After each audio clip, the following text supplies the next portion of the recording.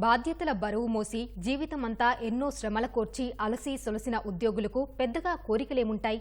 ప్రభుత్వం వేలకు పింఛనిస్తే నెలకు కావాల్సిన సరుకులు తెచ్చుకొని వృద్ధాప్యంలో వచ్చే ఆరోగ్య సమస్యలకు మందు బిల్లులు తెచ్చుకొని జీవితం సాఫీగా గడుపుదామనుకుంటారు. కానీ జగన్ ఆ పండుటాకులకు ప్రశాంత జీవనం లేకుండా చేస్తున్నారు. నెల నెలా టంచనుగా పింఛను ఇవ్వకుండా టెన్షన్ పెట్టేస్తున్నారు. డిఆర్, పీఆర్సీ బకాయిలు పెట్టేశారు. క్వాంటం పెన్షన్లో కర్రీలు వేసి తినే కంచంలో రాయి వేశారు. విశ్రాంత ఉద్యోగుల పెన్షన్ సమస్యల పరిష్కారానికి ప్రతి జిల్లాలో ప్రత్యేక సెల్ ఏర్పాటు చేస్తామని 2019 ఎన్నికల మేనిఫెస్టోలో పెట్టారు జగన్. 5 ఏళ్లైనా అతి గతి లేదు. పోనీ ప్రతి నెలా టెన్షన్గా పింఛన్ ఇచ్చారా అంటే అదీ లేదు. ఏ నెలకా నెల టెన్షనే. జగన్ ఏలుబడిలో ఏవో కొన్ని నెలలు మినహా 1వ తేదీనే పెన్షన్ వచ్చిన సందర్భమే లేదు. సమస్యల పరిష్కారం కోసం ఎక్కడైనా రెగ్యులర్ ఉద్యోగులు రోడ్డెక్కుతుంటారు. కానీ జగన్ జమానాలో విశ్రాంత ఉద్యోగులు రోడ్డెక్కారు. పెన్షన్ అనేది పెన్షన్ హక్కు. అది ఒక భిక్ష కాదు, ఒకళ్ళ దయాదాక్షిణ్యం మీద వచ్చేది కాదు. 1వ తారీఖు పోయింది, తర్వాత 5కు వచ్చింది, 5 నుంచి 8, 8 నుంచి 10. ఒక పరిస్థితిలో ఒక రోజు ఎప్పుడతో తెలియని పరిస్థితి ఏర్పడింది. 1వ తారీఖు పెన్షన్ అనేది కేవలం అందరి ద్రాక్ష. ఎప్పుడు వస్తే అప్పుడు తీసుకోవటం. మీకు పడిందా అని ఒకరినొకరిని ఎంక్వైరీ చేసుకోవటం. ఇంటి బాడిగలు వాళ్ళు 5వ తారీఖు అంతా ఇంటి బాడిగలు ఇవ్వాలా, పాలు పెరుగు వాళ్ళకు ఇవ్వాలా, వాళ్ళు పెన్షన్ లేకపోతే మేమేం చేయాలా? అప్పులు చేసుకోవాలి, వేరే ఇంట్రెస్ట్ తీసుకొని వాళ్ళకి ఇచ్చుకోవాలా.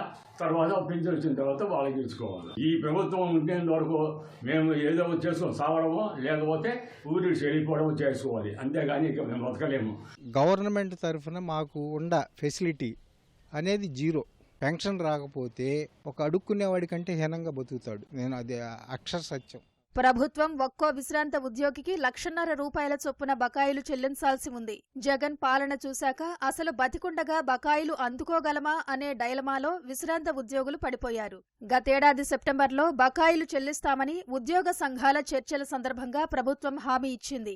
వాటిని ఈ ఏడాది జూన్కు వాయిదా వేసి వారిపై పెద్ద బండ పడేసింది. అంటే వచ్చే ప్రభుత్వం పైకి తోసేసింది. డిఏ ఏరియర్స్ అనేది ఎంతవరకు ₹1 లేదు. ఆ డిఏ ఏరియర్స్ ఒక్కొక్కరికి 2 లక్షలు 3 లక్షలు రావాలి.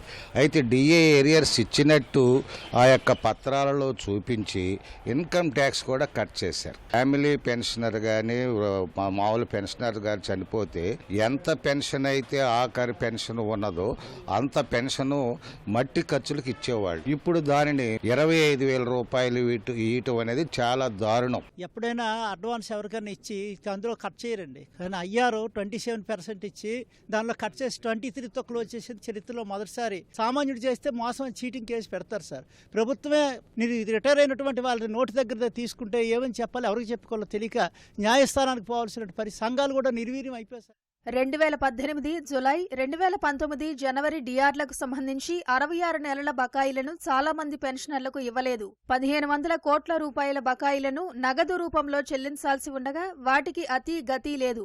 ఇక 11వ పీఆర్సీ 2 డిఆర్ బకాయిలను ఎప్పుడు చెల్లిస్తారో ఇప్పటికీ తెలియని దుస్థితి.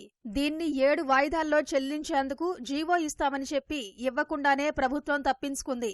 ఈ బకాయిలే దాదాపు 7,500 కోట్ల వరకు ఉన్నాయి. 2024 జనవరిలో 10%, 2025లో 20%, 2026లో 30%, 2027లో 40% ఇస్తామని చెప్పింది. అయితే ఈ ఏడాది జనవరిలోనే ఇస్తామనే 10%కి అతి గతి లేదు.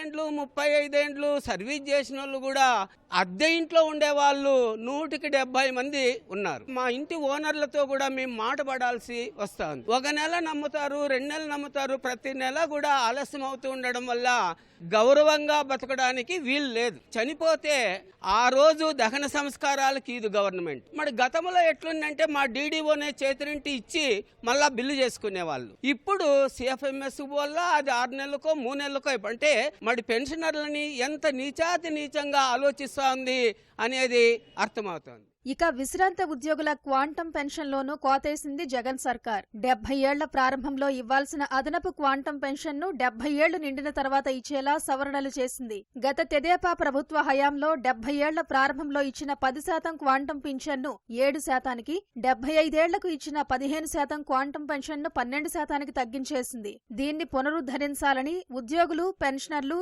ఎన్ని ఆందోళనలు చేస్తున్నా ప్రభుత్వంలో చలనం ఉండట్లేదు. వయస్సు పెరిగే కొద్దీ వైద్య అవసరాలు, ఇతరత్రా ఖర్చులు పెరుగుతాయనే ఉద్దేశంతో తెలుగుదేశం ప్రభుత్వం క్వాంటం పెన్షన్ ప్రవేశపెడితే జగన్ అందులోనూ కక్కుర్తి ప్రదర్శించి కోత విధించారు.